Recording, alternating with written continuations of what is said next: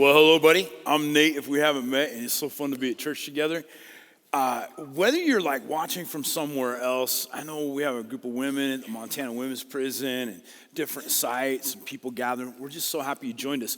Hey, I've been gone for a little while, and could I just take a moment to catch you up on some crazy adventures that you guys sent me to? So I got to be an emissary of this church in a few different places.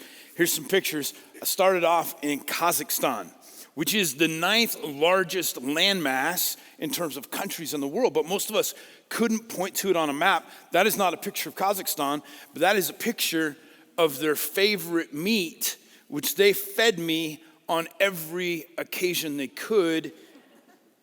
This is gonna be hard for you. Horse meat. They love, like, have you ever tasted my mom's horse meat? I'm like, no, I haven't. And so wherever I went, and like I thought, boy, in Montana, we kind of ride our horses and take care of them. They race. There's two types of horses. There's horses that you ride and horses that you eat. And like we raise cattle, they race horses for food. And they have this joke. They told me this joke so many times. They say, hey, the Kazakh military is the only cavalry that is slowly becoming an infantry.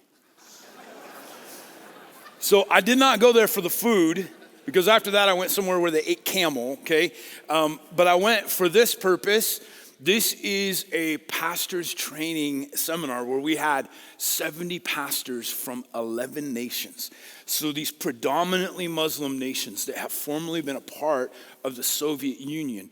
And it is astounding. The church in Kazakhstan has planted 40 churches from Turkmenistan and Uzbekistan and Azerbaijan, all these surrounding nations. People are coming together and they're going home and planting churches, and there's this beautiful movement. Sometimes it's very hostile for them, but there's this beautiful movement of the Christian church, followers of Jesus, coming together. And you just be so proud of them. It's amazing.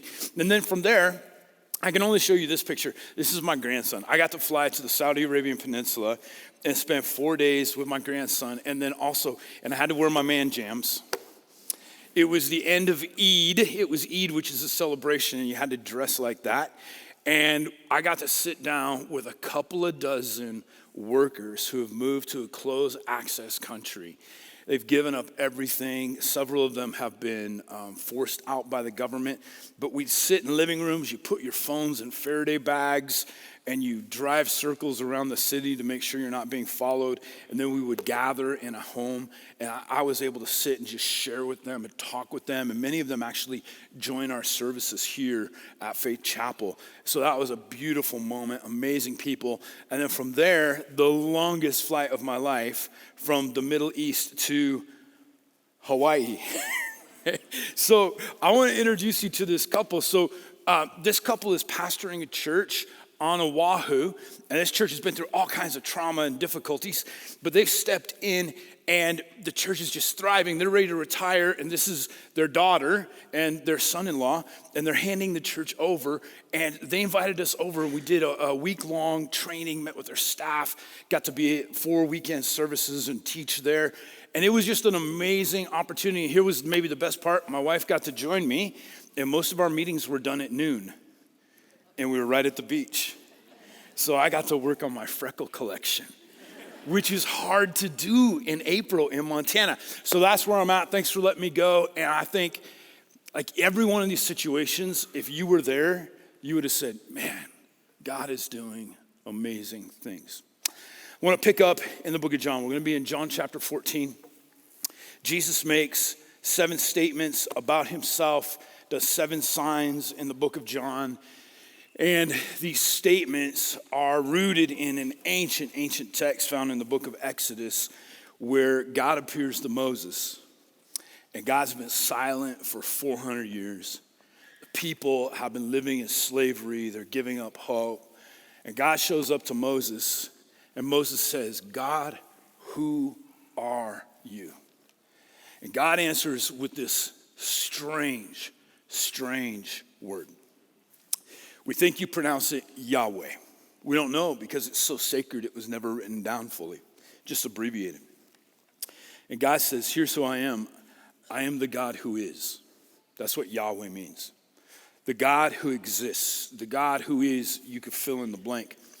Well, when Jesus shows up thousands of years later, people are still asking that question, who are you? They ask Jesus, who are you? And Jesus, instead of Yahweh, a Hebrew word, he uses the Greek word because everybody spoke this Greek koinonia trade language. And Jesus says, ego eimi, which means I am, and he makes 7 statements about himself. Here's a statement we're going to look at this weekend. Jesus says, I am the way, the truth, and the life. No one comes to the Father except through me. So this is a super controversial statement that Jesus makes in today's world.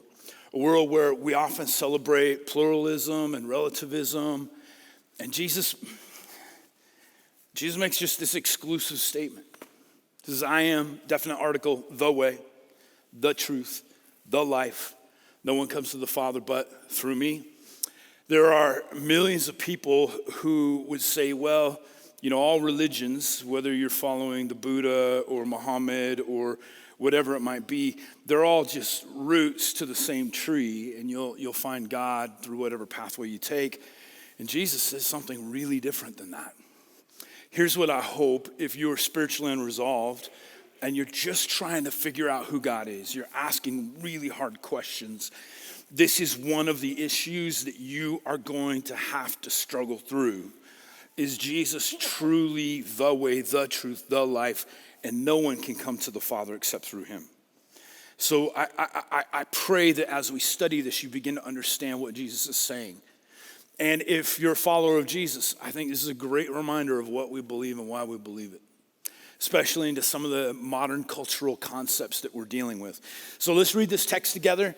The beautiful text, because 2 questions are asked. One's going to be asked by Thomas, and the other question is going to be asked by Philip. And they're 2 questions that I think all human beings have been asking since the beginning of time.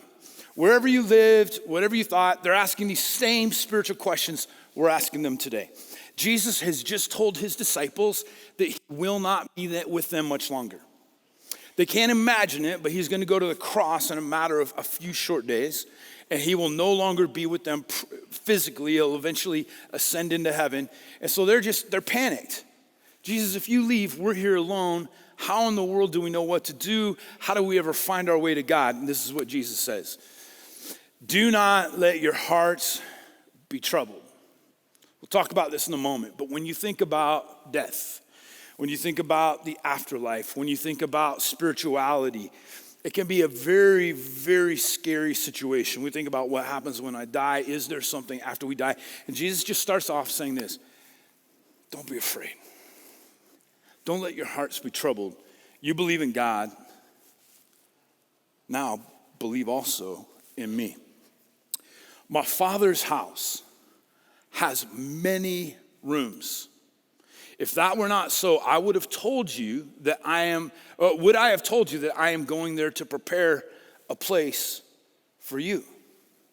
And if I go and prepare a place for you, I will come back and take you to be with me, that you also may be where I am. So fascinating. Jesus says this, I'm going away, I'm going to prepare a place for you, and then I'm coming back and I'll bring you to where I am. Because they're wondering, where are you going, Jesus? If you're leaving planet Earth, we want to know how to get there. Jesus says, I'll be your guide. I'll actually come back and I'll take you there. You know the way to the place where I'm going. And Thomas said to him, Lord, we don't know where you are going, so how can we know the way? That's that first question. Like, how do we find God? How do we make sure that we navigate life well and believe the right things and end up one day reunited with our Creator? Jesus answered, I am the way and the truth and the life. No one comes to the Father except through me. If you really know me, you will know my Father as well. So Jesus says, if you want to know the Father, know me. Know me. From now on, you do know him and have seen him. And Philip said, here's our second question, Lord, show us the Father, and that will be enough for us. So it's the question that people ask. God, would you do some sort of special revelation? Would you download? Would you reveal who the Father is? So many people teach so many things about God. Would you give us a selective but extraordinary moment of revelation? Help us to see something beyond this world. And Jesus answered, don't you know me, Philip, even after I've been among you such a long time? Anyone who has seen me has seen the Father.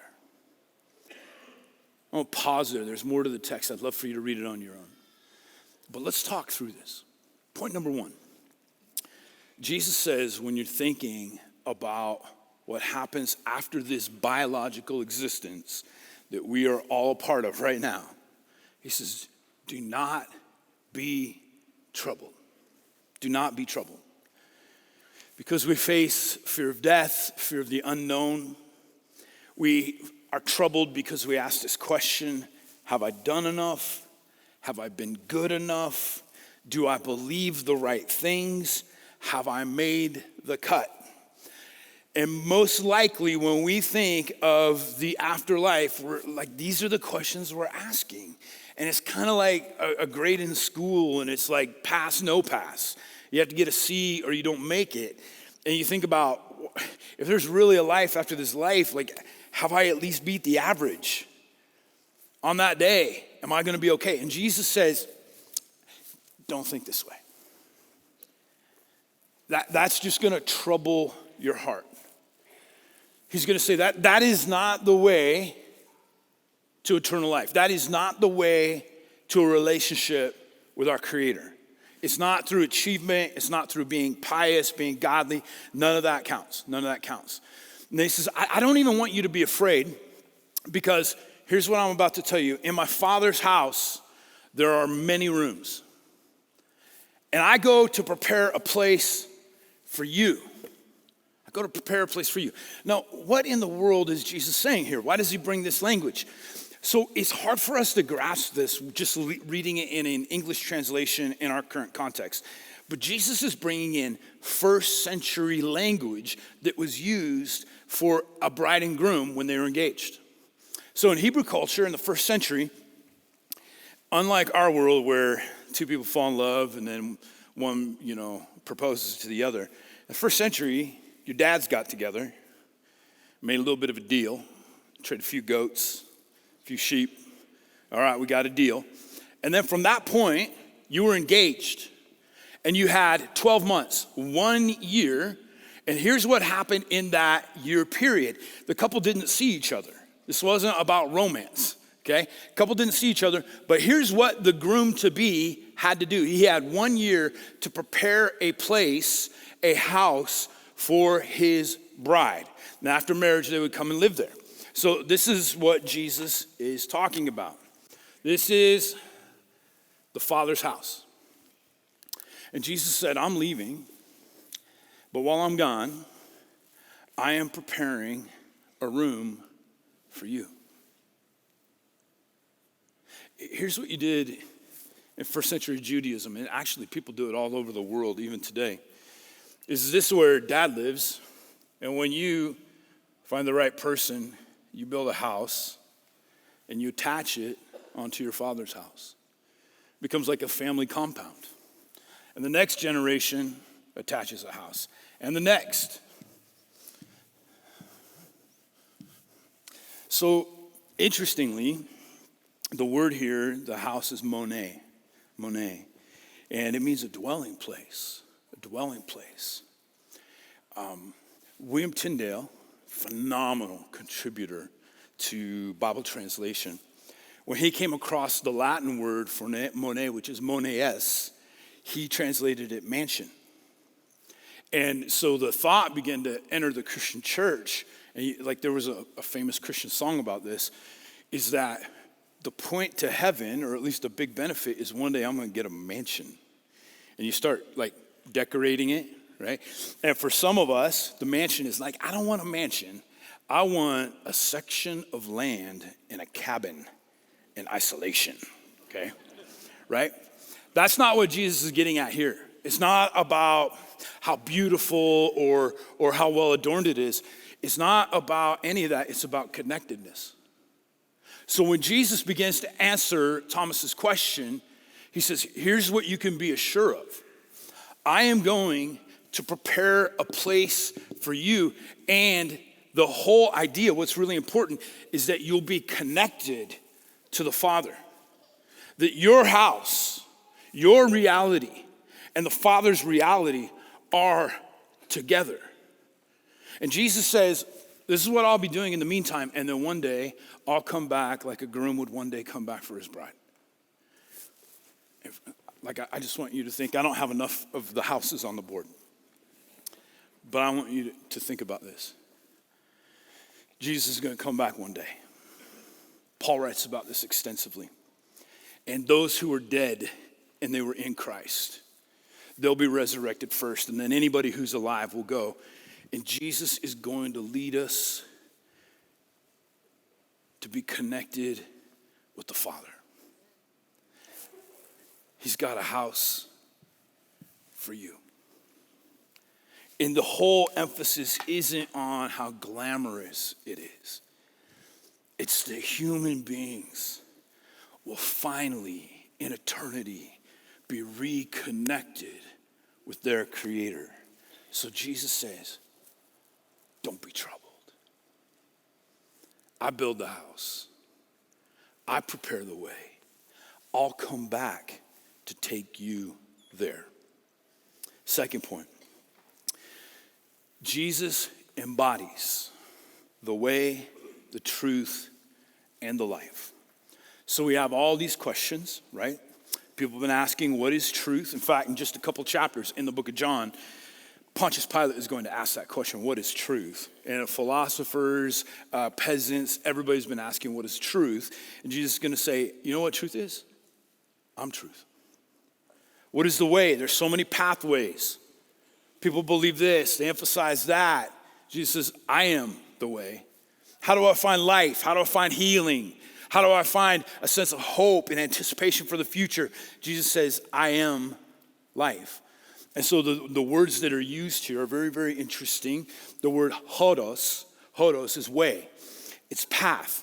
And Jesus says this, the way is not a philosophical way. The way is not a religious way. The way is a person. And this is why Jesus continues to ask people to follow him. Because Jesus is the way. And so it's not up to me to try to figure out what's the best thing, what's the best path. Anybody get lost often? Man, even with all like maps and Google, I have this horrible thing. You could drop me in a wilderness and I can find my way out. You drop me in a big city and I am so lost. Like I'll go the wrong way. We are vulnerable to taking the wrong path. Or here's what we do a lot. We'll choose the path of least resistance or the path that seems to benefit me the most. And Jesus says, none of those are the correct path. I am the path. And so as you follow me, you will be in the right way, on the right hodos, the truth, aletheia in Greek. It says, I am the truth.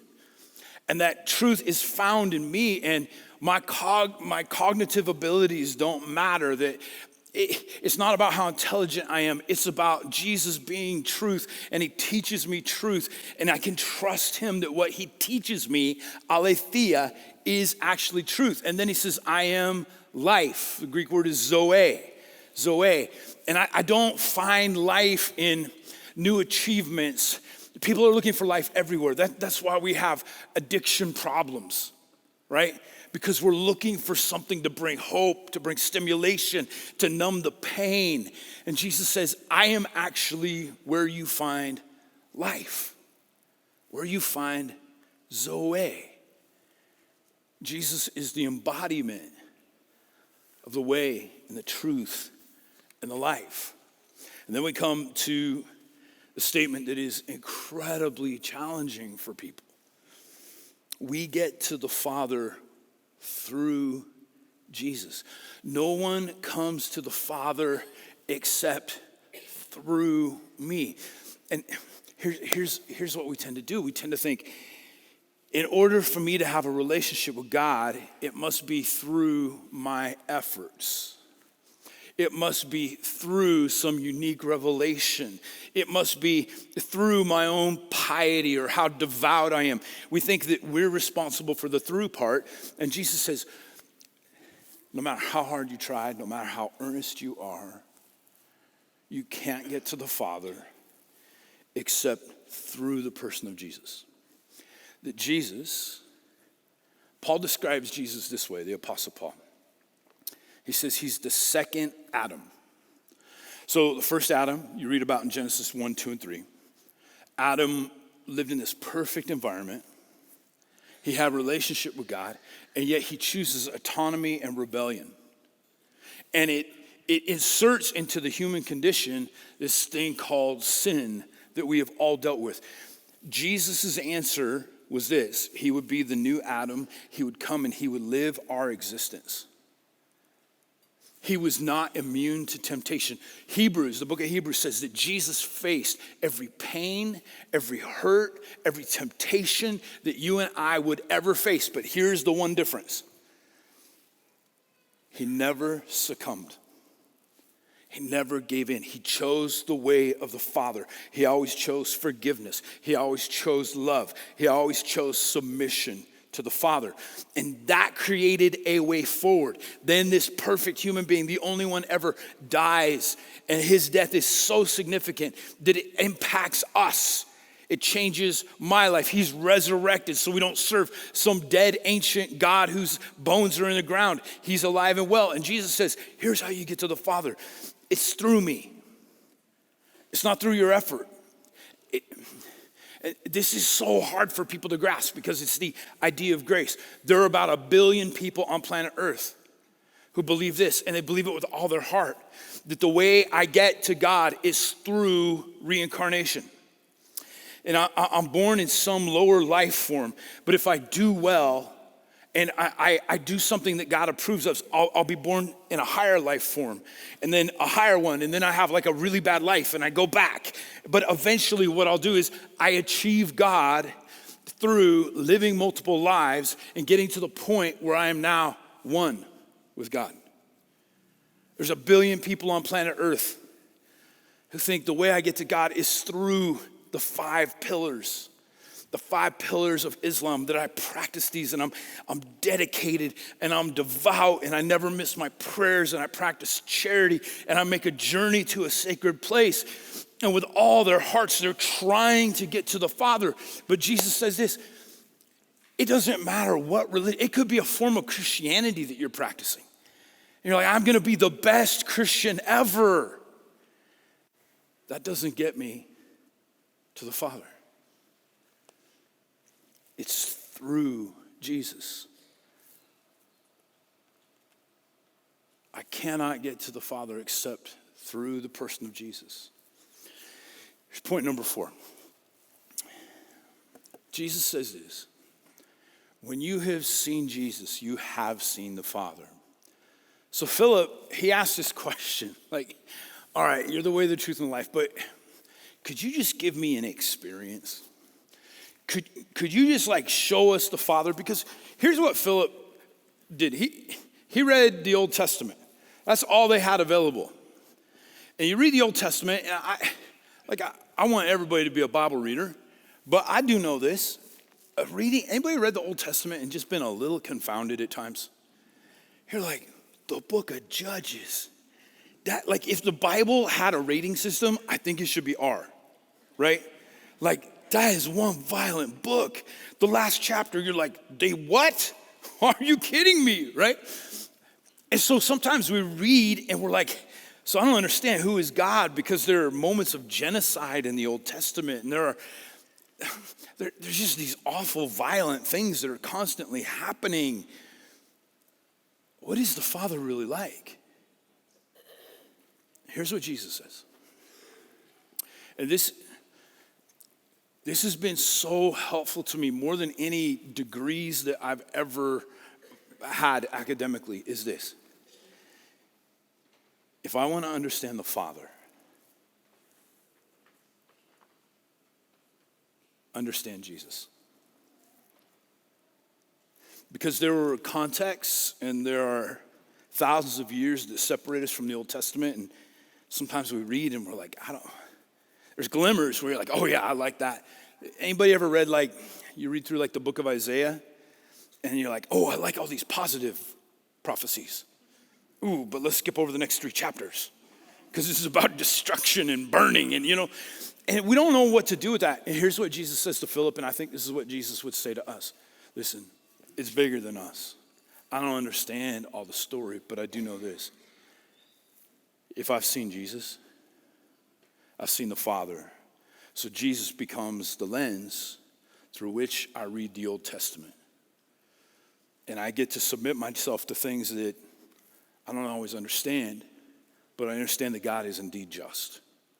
And I see that through the lens of the person of Jesus. Your greatest hope, my greatest hope, is not one more profound spiritual experience, but it's seeing Jesus. And when I see Jesus, I've seen the Father. Don't let your hearts be troubled. When we think about life after this life, and we often think this way, that the way to the Father is a process. It's a religious system. It's a philosophical system. But Jesus says the way to the Father is not a process. It's a person. It is the person of Jesus. He says, don't be troubled. Jesus says, I'm there. I mean, this is a humbling concept to think that right now, Jesus is preparing a place of proximity, of connectedness with the Father. And one day when I go to heaven, I know there's crowns and beautiful things, but I don't think any of that's going to matter. What's going to matter is that I'm where Jesus is. And he's going to bring me back there one day. It may be 400 years from now, or it may be tomorrow. I don't know. But he knows how to get me there. And it's not about me finding the way. It's not about me finding truth or finding life. Jesus says, the way to the Father is trusting that I am the way, the truth, and the life. And rather than it being this exclusive, narrow pathway, think of it this way. God had been watching humanity do everything they could to get to him. Building religious systems, building empires, building moralistic systems. And this is what God did. Jesus said, I will leave heaven and I will become one of them. Because they can't ever jump the wall or force their way in. The chasm is too big. All our efforts at building a bridge between us and God, they don't even come close. But Jesus said this, I care so much about people being reunited with me that I will go live amongst them. I will suffer. I will experience rejection and torture and a horrific death and a resurrection. So that all they need to do is follow me.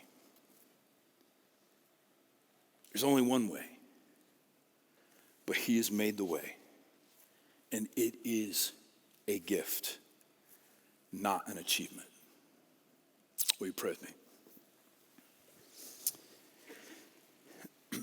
Father, for any of us who realize our hearts are troubled, so many questions we have about God, about life after this life, about what the requirements are for us.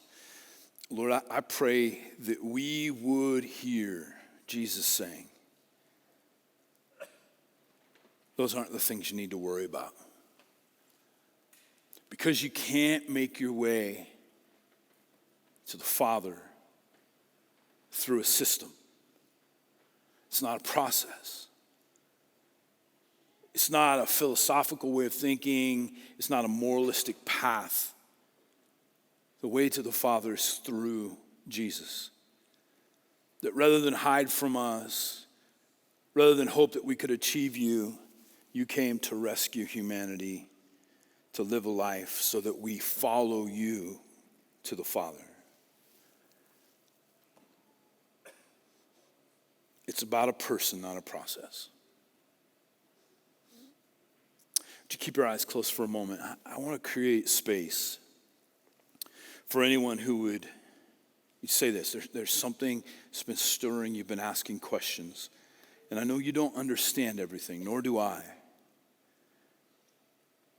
But your heart resonates with Jesus being the way, the truth, the life. And your way to the Father is through him. Not through you, through him. And if today is a day where you would surrender your life to Jesus and move through him, if that's you, would you boldly just raise your hand and wave at me? I want to make eye contact with you. Yeah. Beautiful. Yes, I see you. You're his. Yes. Yes, ma'am. Anybody else, if that's you, wave at me, would you please? Okay, yeah. I see you. Yes. Yes. You're his. Here as well. Okay. If you're in the balcony, will you wave at me? Yeah. Yes. Yes.